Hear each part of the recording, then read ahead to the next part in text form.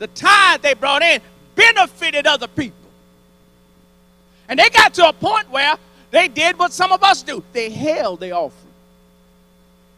They held their offering. You know my birthday coming up. I've been planning something a long time for my birthday. I'm holding my offering. They held their offering. And when they held their offering, all of a sudden, the widows start having trouble. All of a sudden, the children start having problems. All of a sudden, nobody was taking care of the strangers. All of a sudden, there was an issue to be able to meet the needs of the priests and the Levites. And God said, you understand what it means that somebody else's salvation, somebody else's justice in society, some innocent child's opportunity to get the dysfunction fixed in his family hinges on your willingness to give. They are going to benefit from your giving. But you might not find all 9 of those people. And all 9 of them may not find their 9 people either.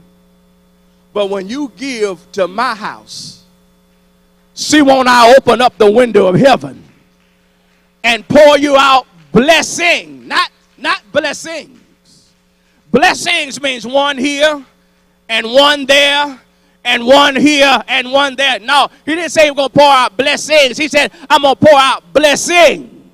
Which means once you get the blessing rolling out of heaven, it just keeps on coming. And it just keeps on coming. And it just keeps on coming. And it just keeps on coming. And it just keeps on coming.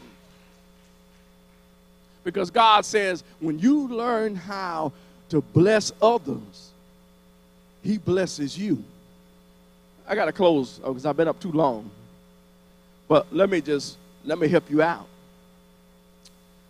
Don't Indian give now. Don't Indian give. Indian give means, I helped you. I helped you.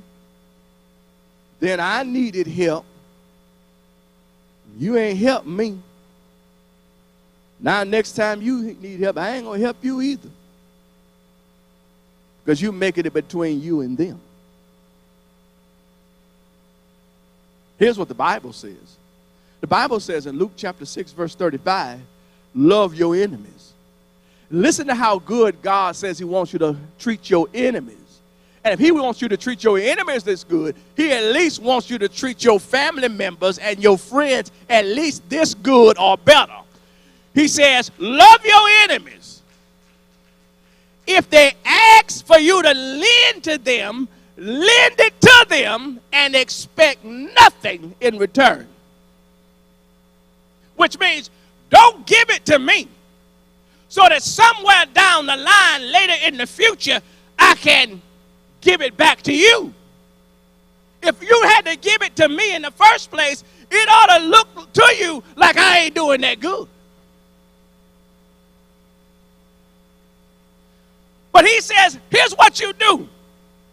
Give it to them, expect nothing in return, and then great will be your reward. Because then you will demonstrate that you are a child of the living God. Because what you have decided is, if when I bless your life, it ain't between me and you. It's between the one that woke me up this morning and started me on my way and gave me the activity of my limbs. Give, and it shall be given to you. Give. Obedience in giving. Give the outcome of giving. Give the overflow that we get when we give. I'm finished. He says it will be given to you good measure. Here's what good measure was. Good measure was when you went to the store and you bought something. And you didn't ask for but 3 of them, but they put 6 of them in the bag and didn't charge you but for 3 of them. God says every time you come to me and it's time for me to bless you because of what you gave, I'm not going to give you back dollar for dollar for what you gave. I'm going to give you back dollar for dollar, and then on top of that, I'm going to add some good measure on top of what you already did. Trust the Powerball, trust God. Trust the Powerball, trust I thought somebody would help me and say, the bingo card.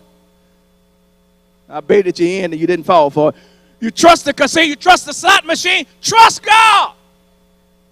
Let me tell you how I know you know how to trust God. Because if you didn't trust God, they would have locked some of your